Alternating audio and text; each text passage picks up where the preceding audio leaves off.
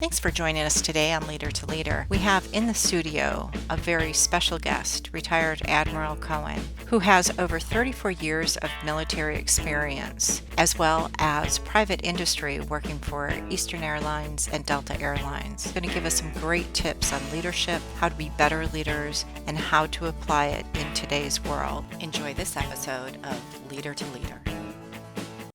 So know yourself. Casey, I'm thinking, because again, you're accomplished in many different ways, you so nicely broke it down to like a younger self to, maybe a mid-career self, because as I've said many times, I'm in my mid-50s. I feel very differently than I did in my, let's say, early 30s trying to climb up the corporate ladder. So let's talk about that a little bit, reflect. Okay. Help us out. Okay. Well, you just handed me something that I really kind of like. One of my favorite authors on books on leadership, if you will, was Steve Covey's Principle-Centered Leadership. And he talks about people struggling mightily to climb the corporate ladder, the ladder that is leaning against the wrong wall. So part of that is the vision, making sure you're going in the right direction. But part of that is knowing yourself. I will say that I think I was 40 years old before I knew who I was. Yeah. Before I really understood what motivated me, what made me happy, what my shortcomings really were. Those are the hard things to face. So I think I was at 40 before I sort of began to get a sense of that. So you have to know who you are, how you operate, kind of analyze that. Obviously, in the corporate world, some of these 360 reviews, is an attempt for you to hear and get that feedback so you can analyze how you are doing things. Right. But I think that's really important. And I'm no psychologist, so I didn't want to get too deep into that world because I'll be off base. But I don't know if you're using Myers-Briggs these days, if that's still a popular tool. Yeah. But for me, that was an important thing to understand how, to have somebody from a psychological standpoint look at how I answer things and say, well, you're obviously an extroverted person. I go, okay, I'm a people person. I enjoy being around people and working with people.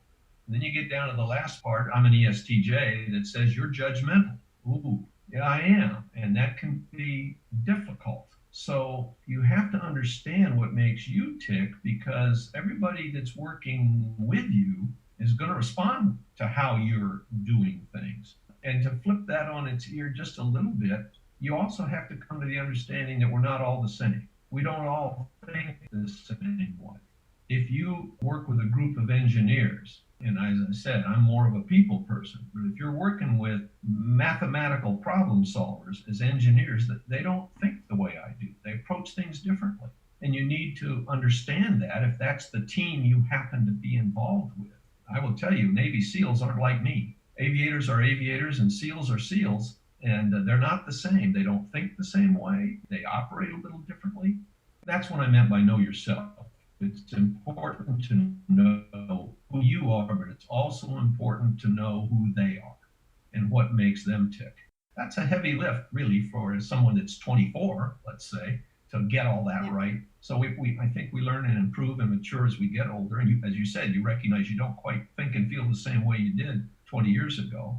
And that's normal. But I think it's important to understand that and recognize that. Yeah, and it's funny because to me, there's so many different layers that go beyond. I mean, that's being your whole self, and I could go in different directions. And I'm looking at Rick because Rick's probably rolling his eyes, that holistic thing again.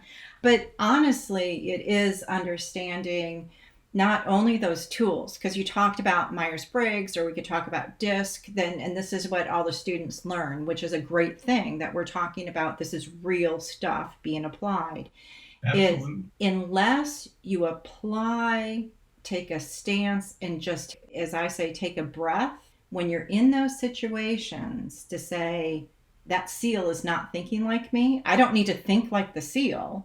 However, let me figure out how best I can do whatever it is, right? So it's understanding the engineers, linear. I need to probably present this in a clearer, defined way than the old Allie Green, as Rick said, around the world to come back.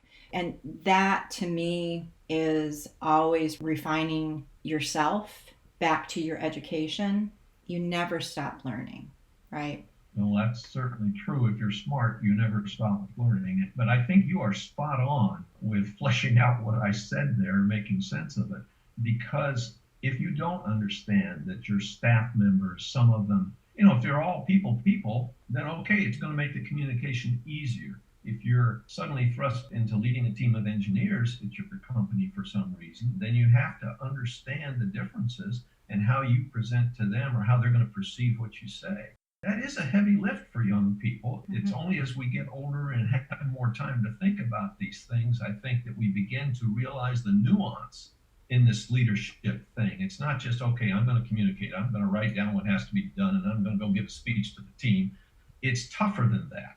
There's a lot of nuance in here. So I think as we get older, and the sooner we appreciate that, the better off we are as leaders. And I will tell you, Rick, if you want to come in on this, that part of the goal as these leader to leader podcasts, we're developing them and inviting top leaders in to talk, is really, you know what, if we can learn from people that are at the top who've experienced it and maybe save somebody else an extra 5-10 years, because knowing yourself, that is so important. And I think that it is important as top leaders to share that and to share you will fail, or you will fail and then learn, because that's also important. Rick, what do you think about in this role? You've been a successful lawyer. In this role as dean that you stepped into about a year ago, Rick stepped in with, obviously a different background, but it was definitely self-assurance. And can you talk a little bit about that, Rick?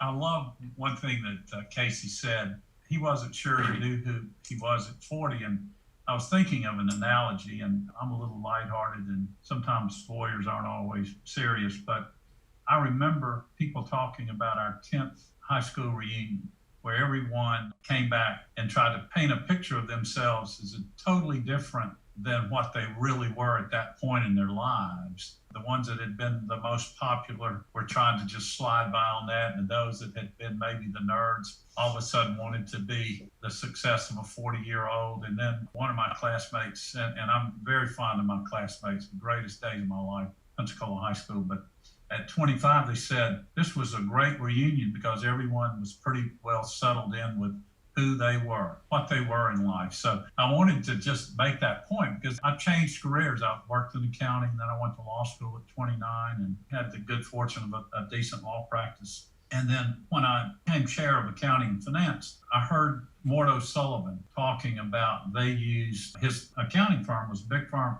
Admiral, and they used the DISC assessment. You may have seen that one. I was really fascinated because they had brought some of our former students that were staff people, and they were talking about what they had learned from the DISC assessment. And I started seeing myself for the first time with different clarity, is there were going to be some clients that they did not want to get down to business. They were going to take 15 or 20 minutes to, how's everybody doing? Allie fits that profile. I loved when we started doing the roundtables during the pandemic. She always would start with, how's everyone doing? How are you? We did not know it was going to evolve into this. We were trying to get breaking news about what was impacting our hospitality industry here at Admiral. So it was a little different setting then, but I was real impressed. So I took the DISC thing and called Morton. I said, thank you for telling me about that. He said, well, you don't need to have it analyzed. I can tell you, you're the highest I I've ever seen. I said, well, what do you mean? He said, well, you are the most outgoing person and you're going to take time to know about people before you get down to business. And he said, that's hard for a lot of accountants because they don't want to waste any time on getting to know you. They want to get the problem and make the entry or make the decision.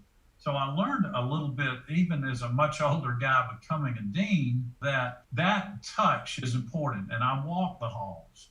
And I would go a different route if I was going to get a bottle of water, if I was going to, as we call it in the law practice, step down the hall to do what we do down the hall. And I missed that. And we were working recently on shortening our Zoom meetings so we would have a little bit more time to actually do some paperwork or make some decisions. And I think at the end of it, we concluded that some of the brainstorming we would do at some point in those Zoom calls was really important. That was our stepping down the hall, just having that human contact. So I don't know that that really comes back knowing yourself, but I do know, I'm convinced that I have to have contact with folks. If I'm in a vacuum, I can't lead that way. That's just not my style. So I had not thought of it as knowing myself so much.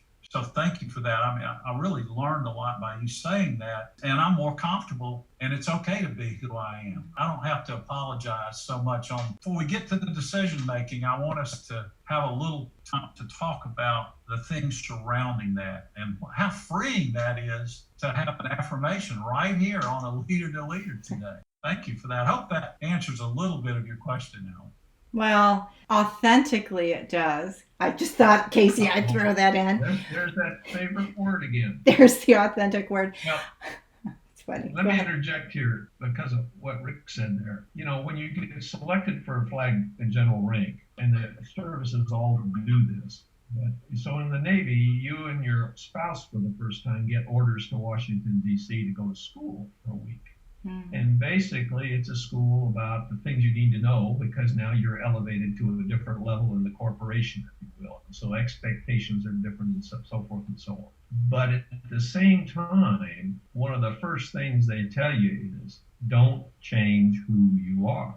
Who you are is what got you here. So you have to be who you are. You can't think, okay, now I'm in a different role. I'm going to, rewrite my own internal script. Because that doesn't work successfully, and we have to be comfortable in our own skin with the way we do business.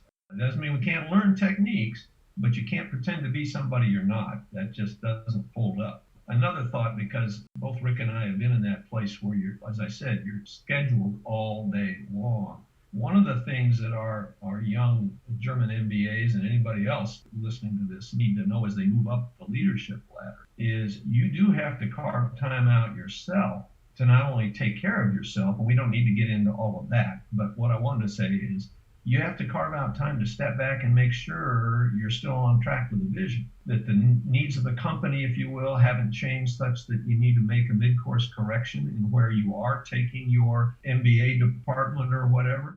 You have to periodically give yourself that chance to actually sit back and evaluate a bit. And then when you think you've got those answers, maybe you need to bounce them off your favorite friend that will tell you whether you're right or not. Too often, I think you can get wrapped up in the day-to-day requirements of all the things that have to be answered to and forget to do that periodically. And then suddenly you wake up and find you've gone off track and you're not headed where you or the company is supposed to be headed. So I think that's an important piece of that, managing your own, knowing yourself, knowing what you need to be doing, and making sure you allow for time for that. I want to make a quick comment about that. I made this comment that I've gotten so busy meeting myself coming and going that can't remember which way I was supposed to be going when I met myself coming the other direction. So I think what a great reminder. And I think Allie, and if Melissa was here, we would admit that we get so busy that I believe it was Melissa said, maybe it was you, Allie, in a meeting just yesterday, that we've got to find time in between, it was a couple of days ago, to block in time to just do some of the work. And I think implicit in that was, and to take a breath. And if you need to step down the hall, or you need to remember to have lunch, or you need to do this or that. And what a great reminder that, well, this thing right here, our life changed because you're on call. Bert Thornton is a great person. I don't know if you've heard Bert speak, but he was the CEO of Waffle House and just did a great job, growing the company almost 100-fold, I think. The first time he corresponded with me, he wrote and he said, this is Bert Thornton, 40 years, Waffle House, maybe line cook and custodian. I'm 24/7. And we joke about that. But with this, in our world today, we're 24/7. It's not unusual to me to send out an email response at 3 o'clock in the morning, not expecting anyone to get it. And 15 minutes later, Allie responds to it, or a Melissa or a faculty member, because they're up and we're attached now. We're tethered to this thing. We get text messages, phone messages, emails. And what a great lesson that I've been listening to something more that Quint Studer wrote a couple of weeks ago about you've got to take a break from it. You have got to let yourself have the mental freedom to not be reading something all the time. You miss so much of life when you're trying to make just one more email, answer one more text. Great lesson. I think what's entertaining to me and valuable to me is we learn things that are so obvious. Leader to leader, when someone just takes the time to say it, that it's not everything is a big new thing you learn, it's the basics. Well, I think there's a lot of truth in that.